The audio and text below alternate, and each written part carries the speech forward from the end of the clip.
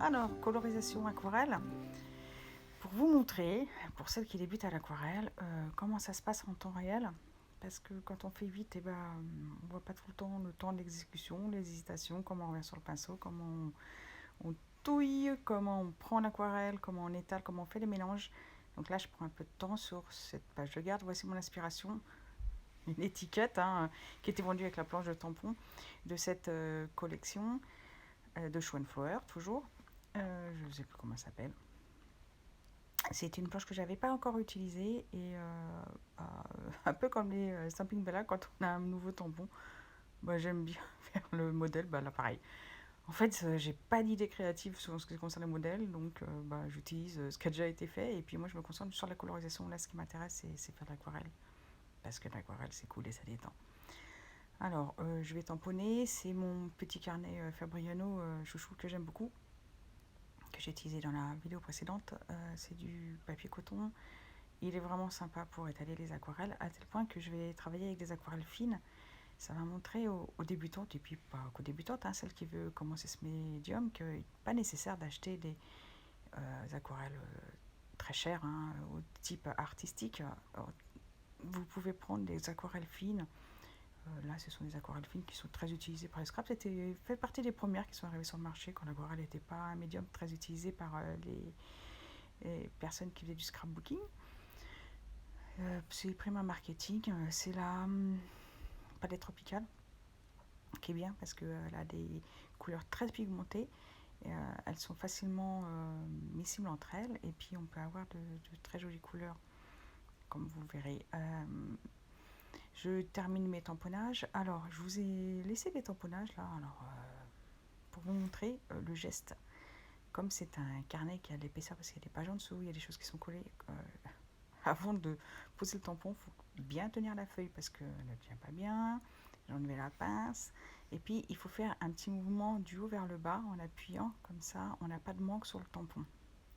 J'appuie un peu pour être sûr d'avoir le milieu du tampon, mais pour avoir les bordures du tampon, pour bien que ça se tamponne, parce qu'on n'a pas le droit à l'erreur sur ce genre de choses. Il n'y a pas de plateforme de tamponnage. On ne peut pas s'y reprendre. Après, il faut découper, coller, mais ça fait sur épaisseur. Et là, j'ai pas envie. En tout cas, c'est pas mon choix. Donc, quand on applique un tampon acrylique, faut vraiment, avec ce petit geste là, du haut vers le bas, ça permet de bien tamponner les tampons. C'est la même technique pour utiliser les petits tampons à molette. Il faut pivoter du haut vers le bas pour avoir un tamponnage parfait. Les tamponnages sont terminés. Voilà, la boîte d'aquarelle, je l'ouvre. Puis vous pouvez constater qu'elle est sale. Alors il y en a qui diraient c'est sale, c'est pas nettoyé. Non, mais en fait c'est fait exprès parce que les couleurs que j'ai sur ma palette sont des couleurs qui sont diluées, qui ont déjà été utilisées. Là je vais utiliser ce violet et puis je vais y mettre un peu plus de bleu. Je le veux je veux une espèce de bleu canard et puis je vais m'arrêter à ce bleu là, voilà, que je n'ai pas dans ma palette mais que je finis par obtenir parce que j'ai des résidus de pigments qui sont sur ma palette et puis je les change jusqu'à obtenir la teinte choisie. Les palettes sont blanches pour celles qui ne le savent pas parce qu'on peut voir la couleur par transparence. Moi une fois j'avais pas ce genre de palette au début, j'avais que des godets et je faisais mes mélanges sur une palette qui n'était pas blanche. En fait c'était un étui à cigare et c'est pas une bonne idée parce que voilà, en fait vous n'avez pas la bonne couleur. Là vous avez la couleur grâce à la transparence de l'aquarelle, vous avez la couleur exacte que vous allez mettre sur votre feuille. C'est une espèce de bleu canard, enfin il est un petit peu moins vert. En tout cas je ne voulais pas pétant. Vous pouvez comparer par rapport au nuancé qui est juste au-dessus. Ce n'est pas la couleur sortie du godet.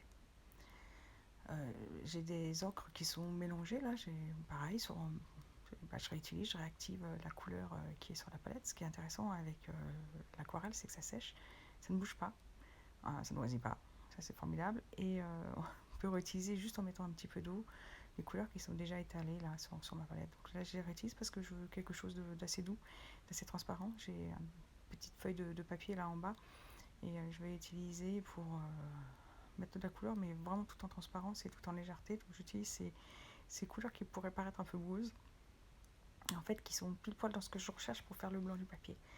Là, je vais utiliser un orangé, et pareil, je le désature en mettant du marron dedans parce que je le veux plus foncé. Je veux pas quelque chose de vif, parce que la palette tropicale est très vive, comme vous pouvez voir sur le nuancier, le orange est plutôt très pétant. Et là, je veux quelque chose de plus foncé, mais tout en gardant cette belle couleur orange.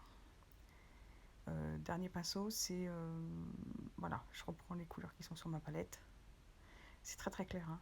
Puis en plus ça va s'éclaircir en séchant, et je vais utiliser pour faire peindre la troisième feuille de mon feuillet. Voilà, c'est mouille. Alors comme c'est un papier qui aime l'aquarelle, parce que c'est un papier aquarellable qui est dédié pour ça, il est très facile de retenir dessus. Alors je vous dirais, ce sont des aquarelles fines, voilà, mais elles sont d'un bel effet parce que le papier est bon. En fait, c'est ça la chose importante, c'est que vous pouvez tester sur du papier mix média par exemple.